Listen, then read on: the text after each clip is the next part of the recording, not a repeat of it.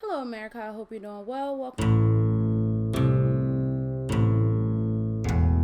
to my review of 90 Day Fiance Season 4, Episode 4, 90 Day Fiance Happily Ever After.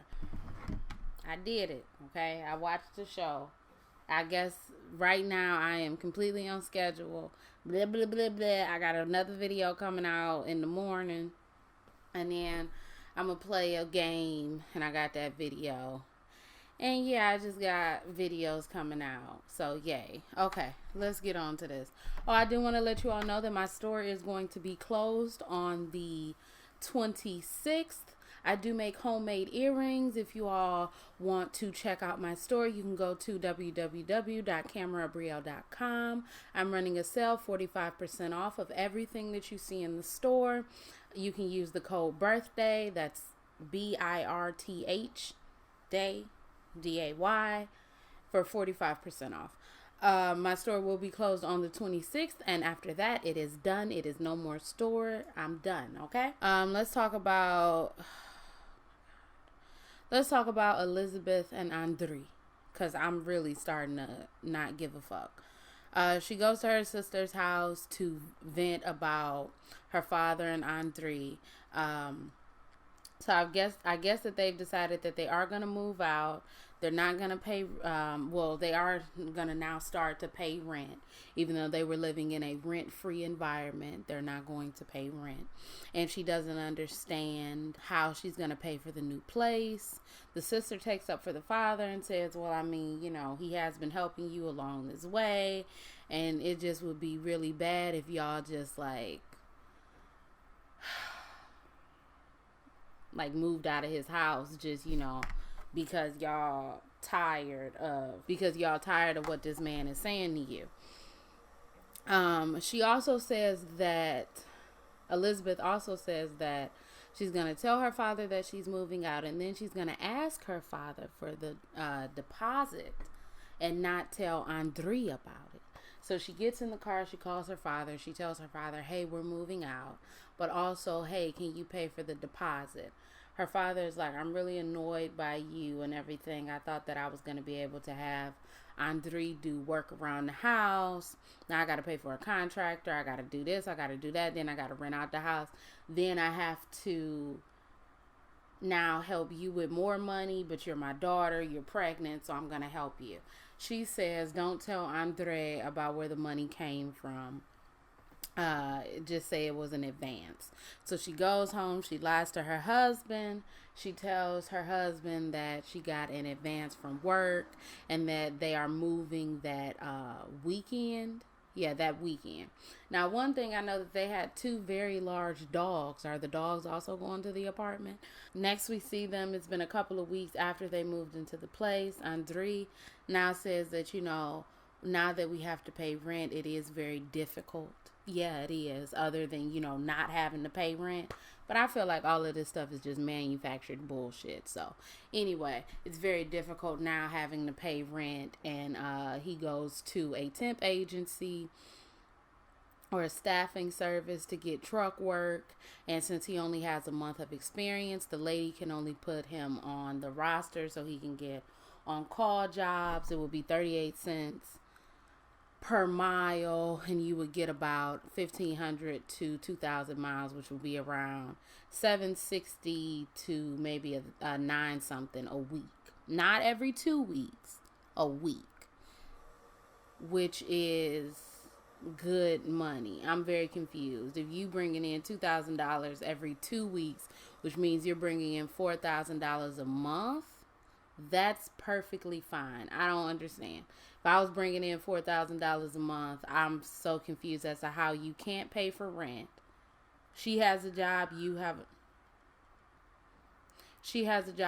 a job, but I guess y'all gonna have a baby, and babies cost too much. So sorry about that. Anyway, so he's like, so what if I refuse a job? Am I still going to be on the roster? And the recruiter is like, no, I'm going to take you off the roster. The jobs range anywhere from a day to 26 days on the road, and I guess he don't want to do that. So then him and Elizabeth go to a secondhand baby store he doesn't want to buy anything from the secondhand baby store because it's secondhand, but y'all don't have no damn money. So at this point, who cares?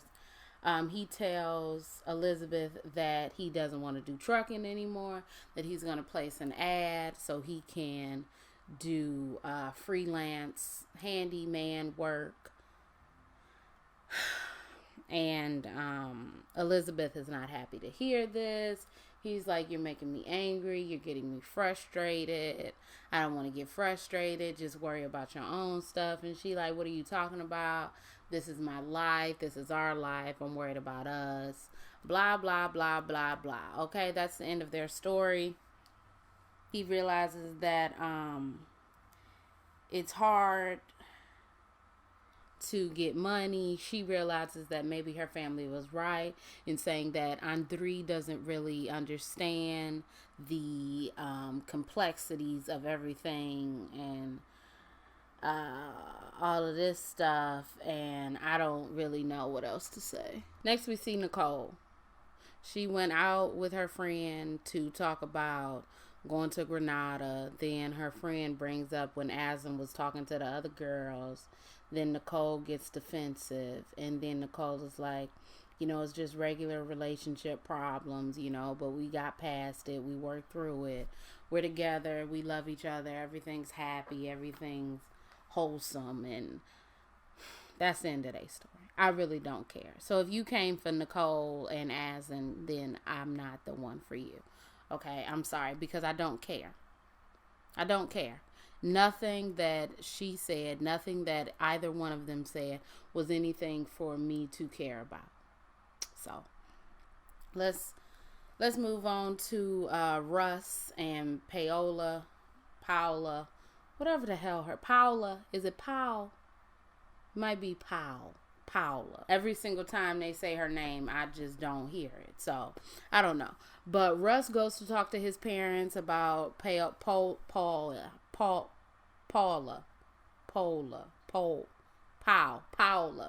Russ goes to talk to his parents about Paula's concerns. His parents say that they had their reservations about the relationship, but they ended up trusting him and his decision.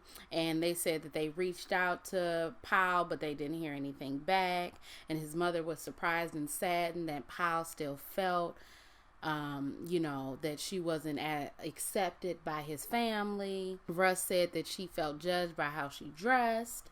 And his mother said, basically, yes, we were judging her because that's not how I was raised.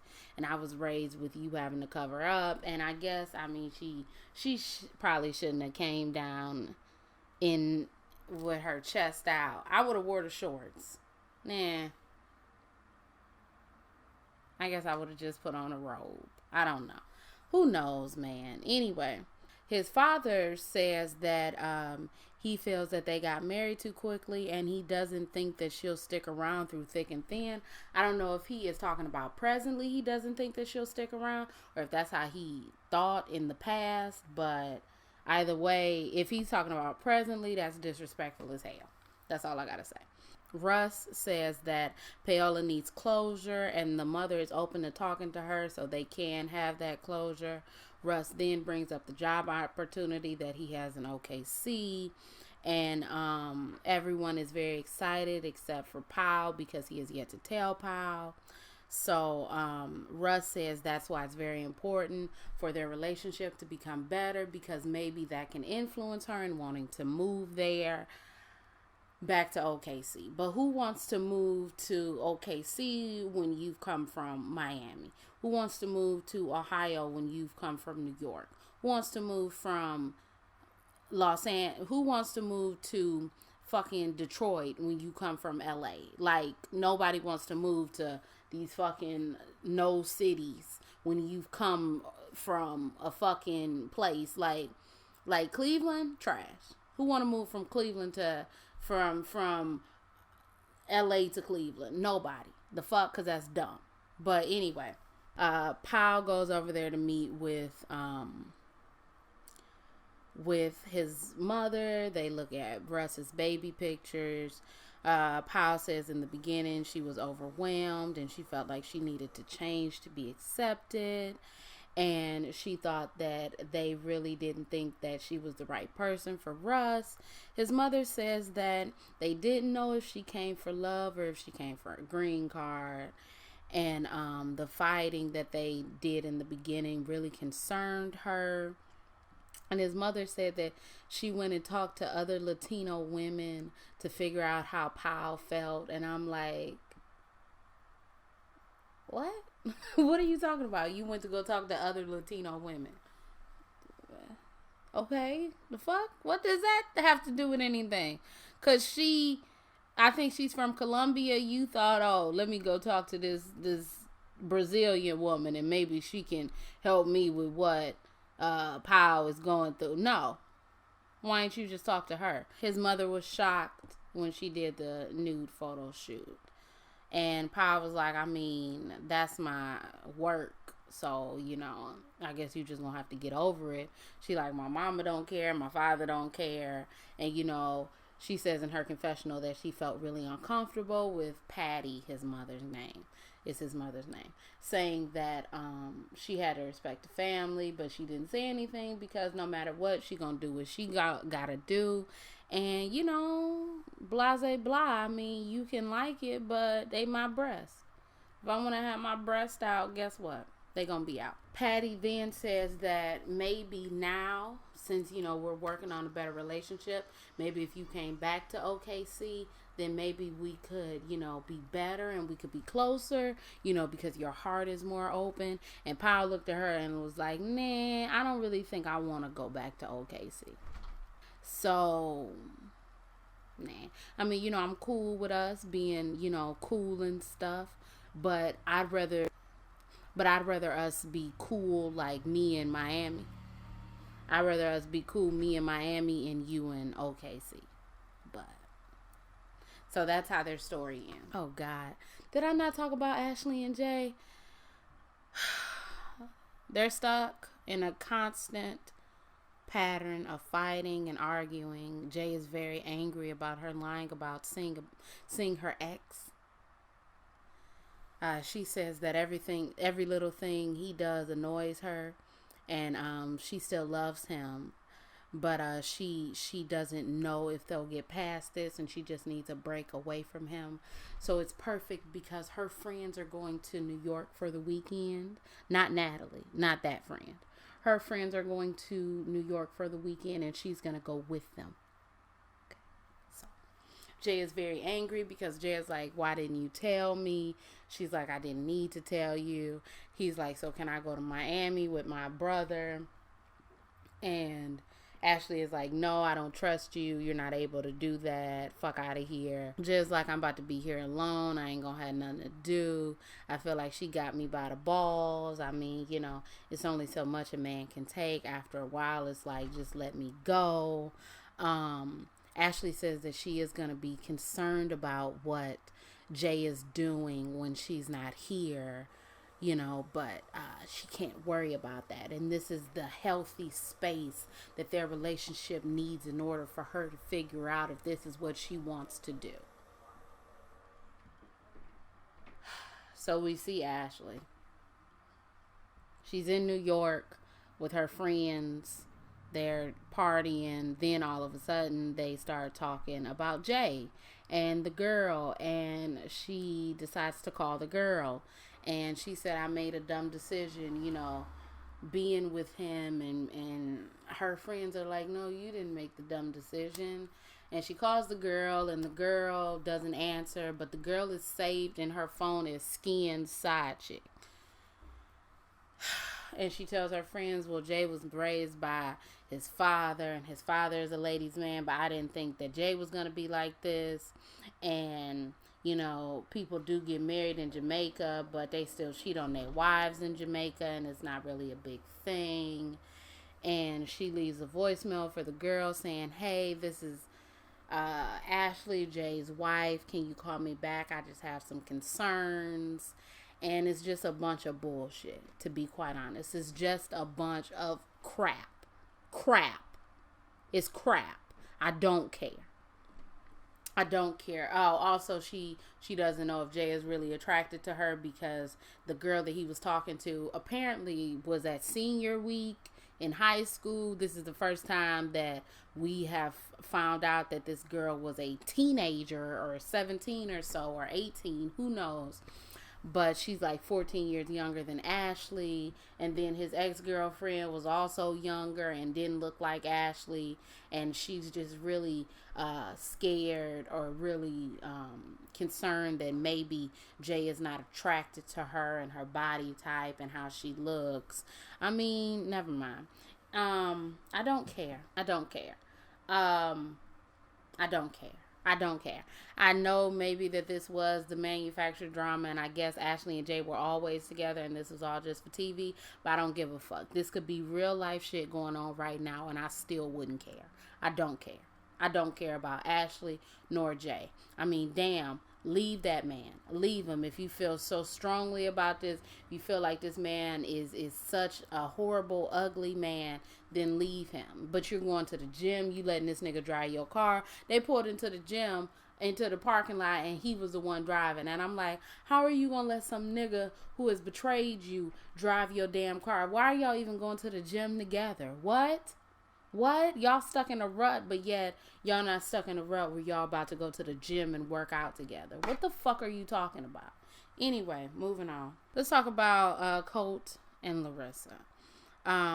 They're going out. The dinner scene seems really fake. Colt says that they have a lot to work on and a long way to go.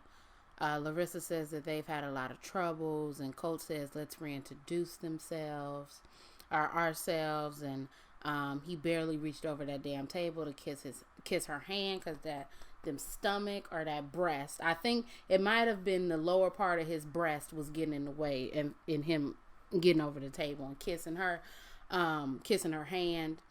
He brings up his mother and how Larissa feels about her.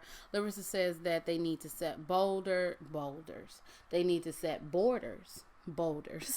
And Colt says you must respect Debbie and learn how, and we must learn how to communicate so we can join forces.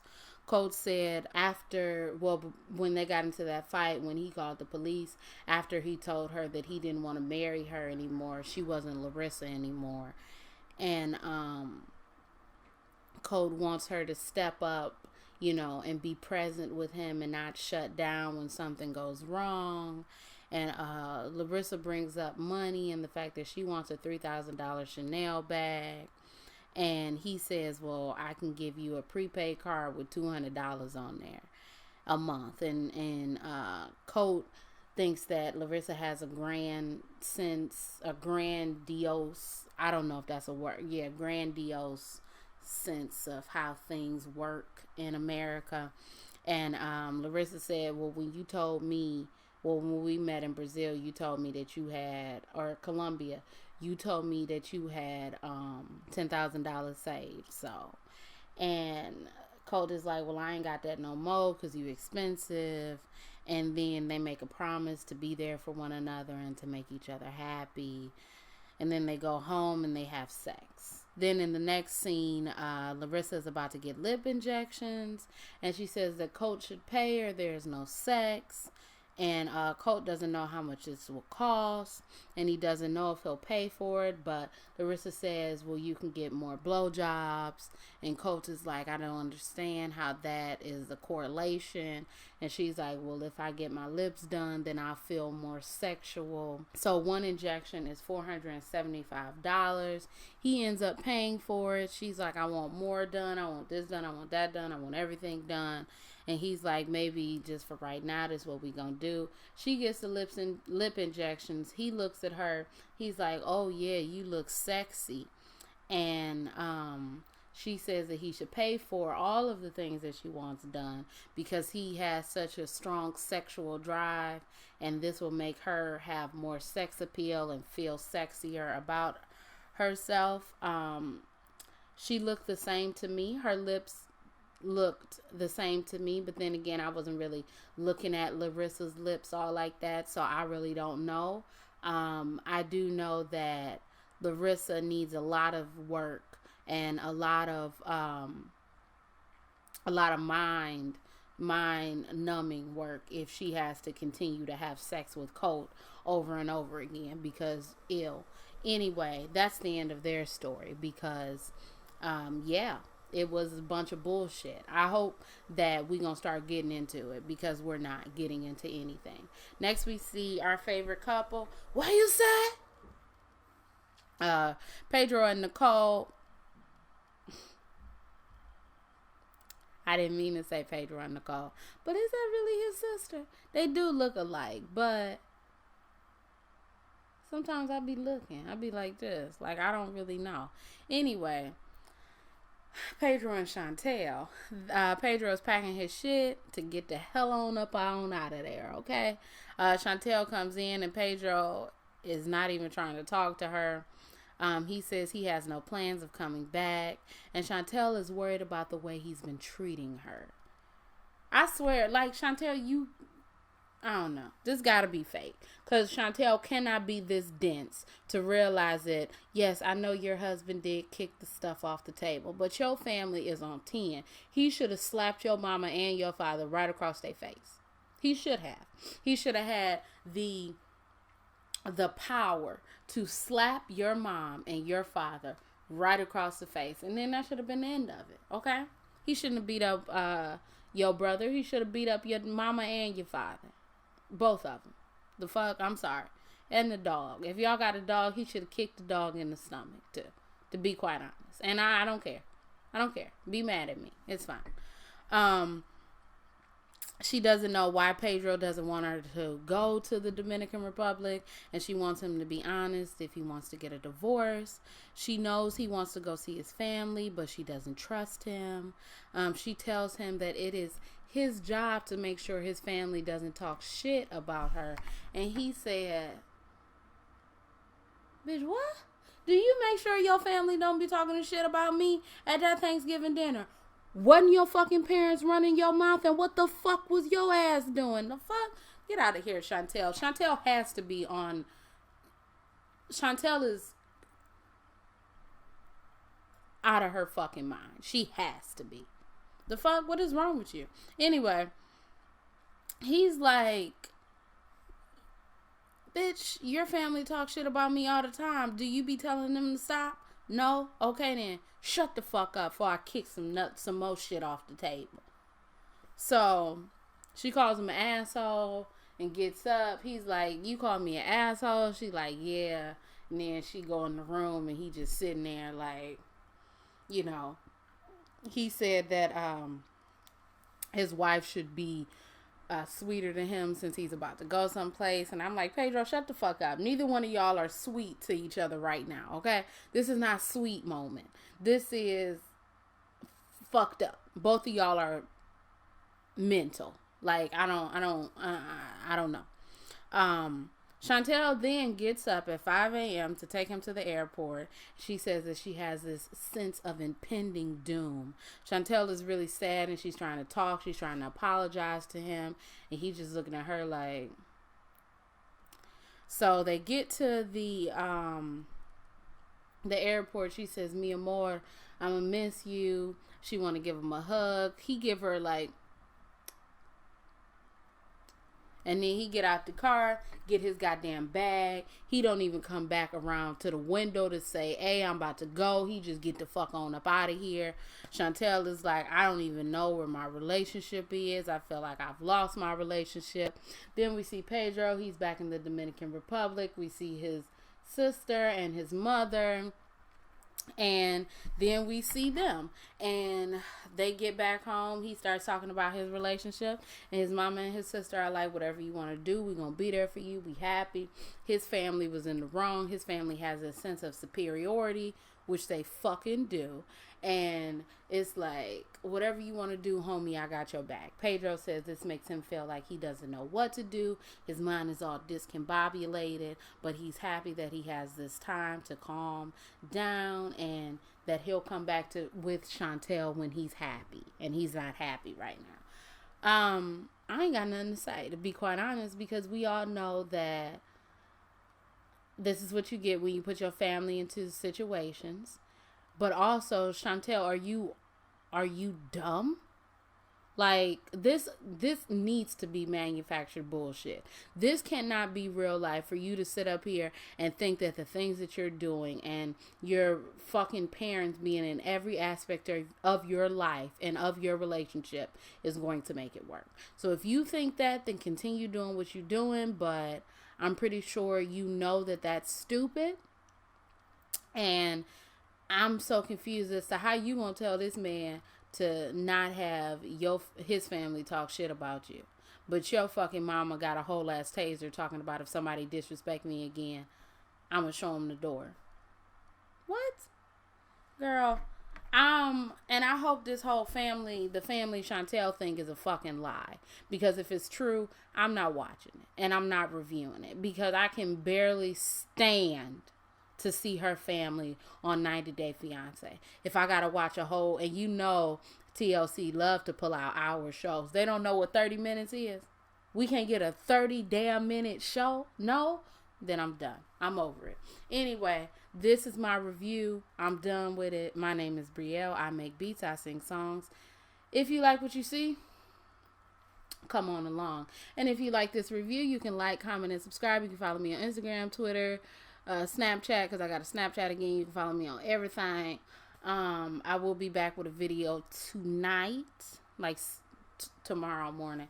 And I also will be back with a video tomorrow in the afternoon. And I will be back for more videos because I'm here to stay, even though somebody unsubscribed. But bye, whore. I'm sorry. Oh, was that me? Yeah. Anyway, bye.